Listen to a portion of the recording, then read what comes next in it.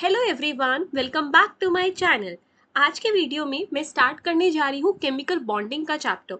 हम सबसे पहले आज की वीडियो में इंट्रोडक्शन कवर करेंगे केमिकल बॉन्डिंग का, और उसके बाद अपना लेवल विद ईच वीडियो हम बढ़ाते जाएंगे ताकि हम जेई मेंस के, एडवांस के, नीट के, सीयूईटी के, कैसे भी तरीके के एंट्रेंस एग्जाम के क्वेश्चंस इजीली हम सॉल्व कर सकें विद केमिकल बॉन्डिंग, क्योंकि केमिकल बॉन्डिंग बहुत इंपॉर्टेंट चैप्टर है। आप बोर्ड्स देख लो उसमें भी बहुत इंपॉर्टेंट है, और आप कोई भी एंट्रेंस एग्जाम देख लो उसमें भी बहुत इंपॉर्टेंट है केमिकल बॉन्डिंग चैप्टर। सो अगर आप मेरे चैनल पे न्यू है, so don't forget to subscribe to my channel and check out the videos that I have uploaded on my channel. So let's start the most important chapter in inorganic chemistry and the basics of inorganic chemistry, that is chemical bonding.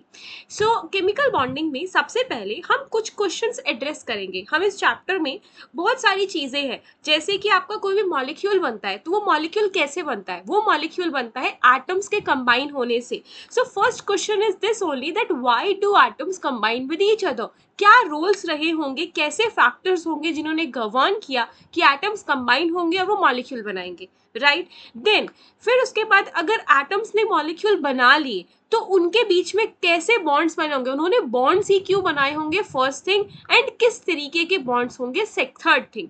ठीक है, तो यहाँ पर मेरे पास 3 question आ चुके हैं कि molecules क्यों बने, मॉलिक्यूल्स बने कैसे, उनके बीच में बॉन्ड्स क्यों बने, एंड देन किस तरीके के बॉन्ड्स बने। अब हमारे पास अगर मॉलिक्यूल आ गया तो उस मॉलिक्यूल की शेप क्या होगी, उसकी हाइब्रिडाइजेशन क्या होगी, ये सब चीज हम देखेंगे इन केमिकल बॉन्डिंग चैप्टर।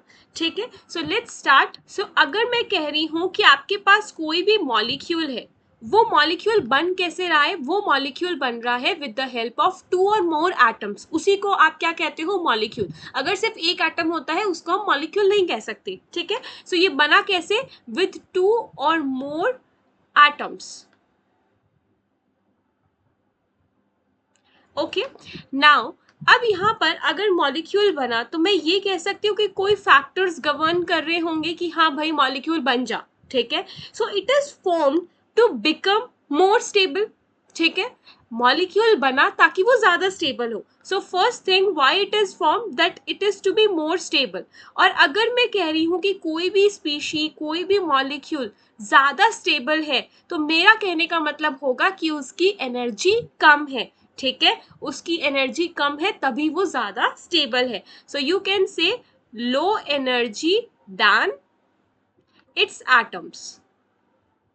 ठीक है, सो कोई भी अगर मॉलिक्यूल बन रहा है तो जिन एटम्स से बन रहा है उसकी एनर्जी उनसे तो कम होगी, तभी वो मॉलिक्यूल बन रहा है and it is more stable.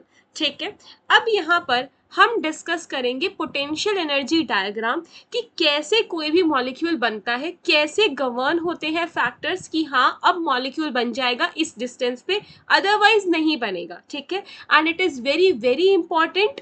ये रहा पोटेंशियल एनर्जी डायग्राम। ठीक है, सो यहाँ पर PYQ भी आया हुआ है इसी पोटेंशियल एनर्जी डायग्राम से रिलेटेड। सो हम डिटेल में डिस्कस करेंगे क्या है इस पोटेंशियल एनर्जी डायग्राम का मतलब।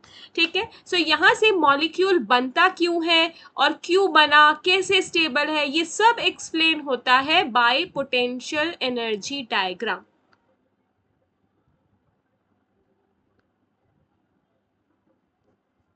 So let's start.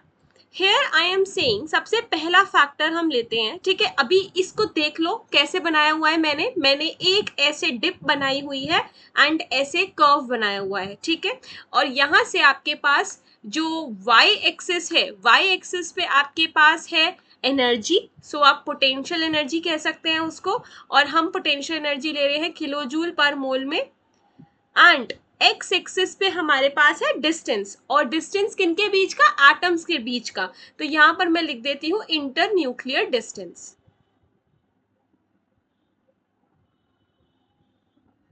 ओके, सो अब देखो सबसे पहला फैक्टर जो मैं डिस्कस कर रही हूं, कि अगर आपके पास ये एक एटम है और आपके पास ये एक एटम है। ठीक है, अब मान लो कि इनके बीच का डिस्टेंस, इन्फिनिटी है, इनफाइनाइट डिस्टेंस है। ठीक है, तो मतलब बहुत दूर दूर है। अगर मैं बोल रही हूँ कि कोई भी एटम्स का डिस्टेंस इन्फिनिटी है तो वो बहुत दूर है, ये समझ लो, उनके बीच में कोई इंटरेक्शन नहीं हो रही, इसका मतलब ये है। ठीक है, तो यहाँ पर मैं ये कह सकती हूँ कोई इंटरेक्शन नहीं है, मतलब ना ही कोई रिपल्शन होगी और ना ही कोई अट्रैक्शन होगी। आ रहा है समझ इतना? ठीक है। अब इसके बाद अगर मैंने कहा कोई रिपल्शन नहीं है, कोई अट्रैक्शन नहीं है, तो मैं ये भी कह सकती हूँ potential energy is zero. Correct, potential energy will be zero. तो यहाँ पर आपको ये वाला दिख रहा है, कर्व दिख रहा है। इस कर्व में जो ये वाली लाइन है ये ऐसे जाके बिल्कुल इसके बराबर हो जाएगी, ठीक है। और ये ब्लैक वाली डैश लाइन क्या शो कर रही है? पोटेंशियल एनर्जी यहाँ पर जीरो है, ठीक है। सो यहाँ पे ये जो मैंने ए पॉइंट लिखा, ये ए पॉइंट इसी कर्व को रिप्रेजेंट कर रहा है, इस लाइन को, कि इसकी पोटेंशियल एनर्जी जीरो हो गई। कैसे?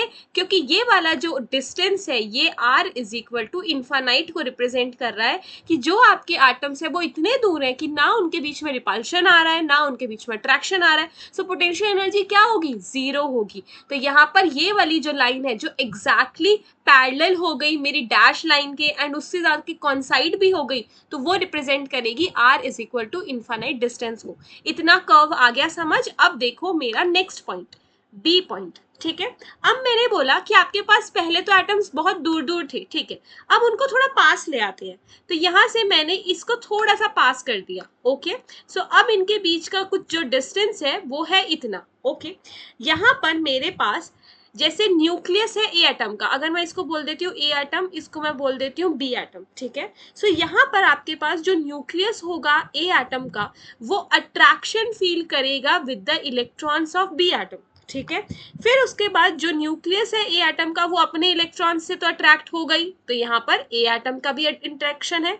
देन जो न्यूक्लियस है बी एटम का वो अट्रैक्शन फील करेगा इलेक्ट्रॉन्स ऑफ ए एटम से, और यहाँ पर जो न्यूक्लियस होगा बी एटम का वो अपने इलेक्ट्रॉन से तो फील करेगा ही करेगा। सो बेसिकली मैंने ये सारी इंट्रैक्शन लिख दी। एन का मतलब क्या है? एन का मतलब है न्यूक्लियस,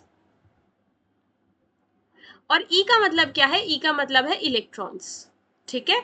और B and A represents the atoms. यहां पर मैं बोल रही हूं कि सिंस मैंने ये इंट्रैक्शन लिख दी तो इसका मतलब अट्रैक्शन डोमिनेट्स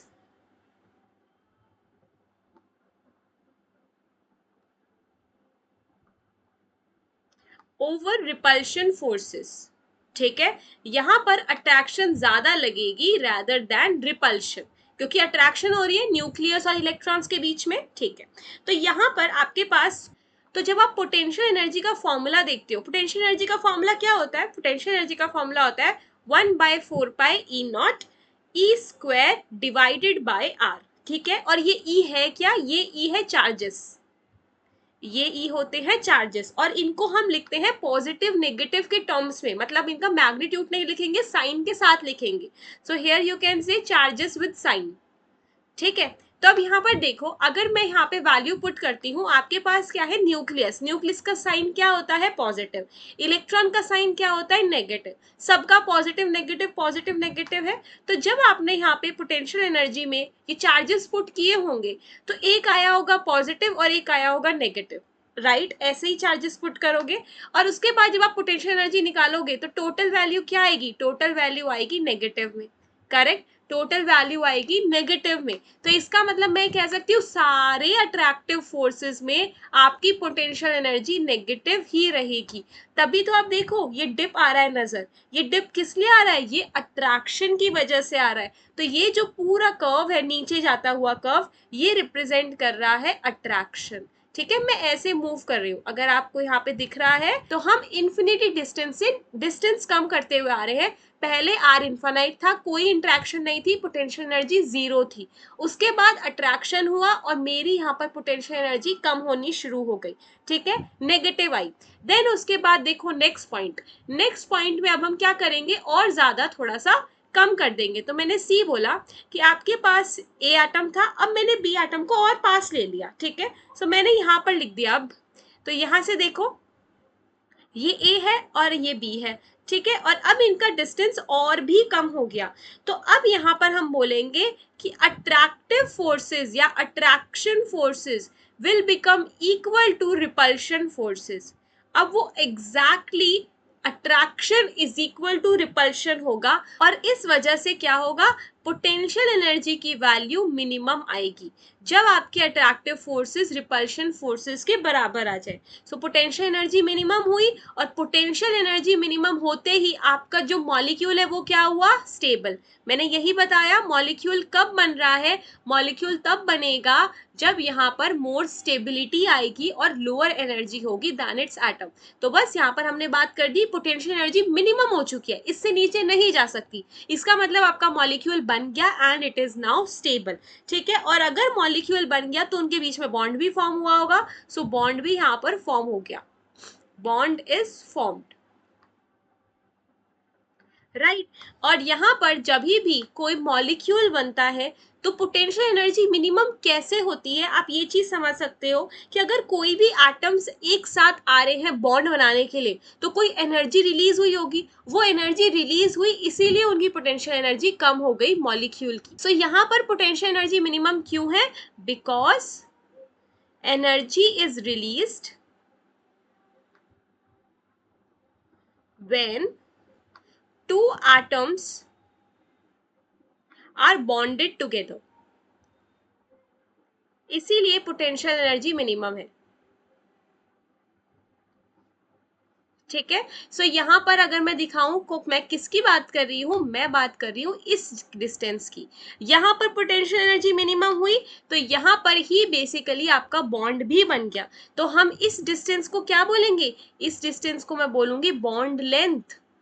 कि यहाँ पर सिंस अब आपका मॉलिक्यूल बन चुका है तो मॉलिक्यूल के बीच के एटम्स की जैसे यहाँ पर बॉन्ड लेंथ आ गई, तो जैसे अगर मेरे पास अब ए बी बॉन्ड बन चुका है, ठीक है, तो इनके बीच की ये बॉन्ड लेंथ कितनी है, यही दिखाएगी ये बॉन्ड लेंथ। और ये मिनिमम एनर्जी, ये क्या रिप्रेजेंट कर रही है, मिनिमम एनर्जी रिप्रेजेंट कर रही है। ठीक है, मिनिमम पोटेंशियल एनर्जी। सो यहाँ पर मेरे पास इतना समझ आ गया कि जो ये डिप आ रही थी ये अट्रैक्शन, तो मेरे यहाँ पर तो यहाँ से हमको इतना समझ आ गया कि जो ये डिप आ रही थी ये अट्रैक्शन की वजह से आ रही थी जो रिपल्शन के ऊपर ओवर पावर कर रही है। देन ये जो मिनिमम पॉइंट आया ये मिनिमम एनर्जी को रिप्रेजेंट कर रहा है, और यहाँ पे हमारा बॉन्ड बन चुका है, बॉन्ड लेंथ आ चुकी है। उसके बाद अब ये ऊपर जा रहा है, अब ये क्या रिप्रेजेंट कर रहा है, तो देखो लास्ट पॉइंट डी पॉइंट ये लिया मैंने ए एटम, ठीक है, अब बिल्कुल साथ में ले लिया मैंने बी एटम। ठीक है, तो अब इससे होगा क्या, ये अब इतने पास आ चुके हैं कि अब इनके बीच में रिपल्शन बढ़ेगा, राइट। अब यहाँ पर आप ये कह सकते हो कि जो इलेक्ट्रॉन्स हैं ए के वो इलेक्ट्रॉन्स ऑफ बी से रिपेल हो रहे होंगे, जो न्यूक्लियस है ए का वो न्यूक्लियस ऑफ बी से रिपेल हो रहा होगा, क्योंकि अब वो इतने पास आ चुके हैं। तो मैं कह रही हूँ कि यहाँ पर इलेक्ट्रॉन्स ऑफ ए और इलेक्ट्रॉन्स ऑफ बी के रिपल्शन हो रहे होंगे, और न्यूक्लियस ऑफ ए और न्यूक्लियस ऑफ बी के रिपल्शन हो रहे होंगे। ठीक है, सो यहाँ पर इस इंट्रैक्शन का मतलब हुआ कि अब आपका यहाँ पर रिपल्शन फोर्सेस है।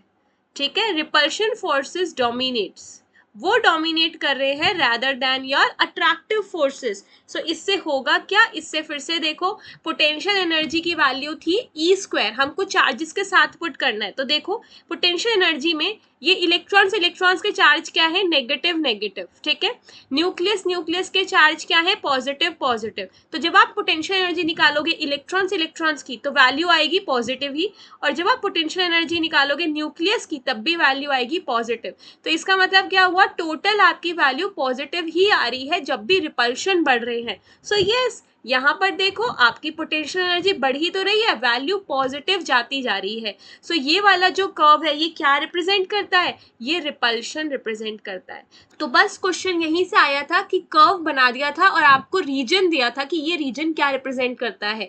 तो बस आपको ये रीजन्स पता होने थे कि जो ये कर्व ऊपर की तरफ जा रहा है ये रिपल्शन सिग्निफाई करता है, और क्यों वो भी हमने अब देख लिया कि पोटेंशियल एनर्जी क्यों बढ़ रही है।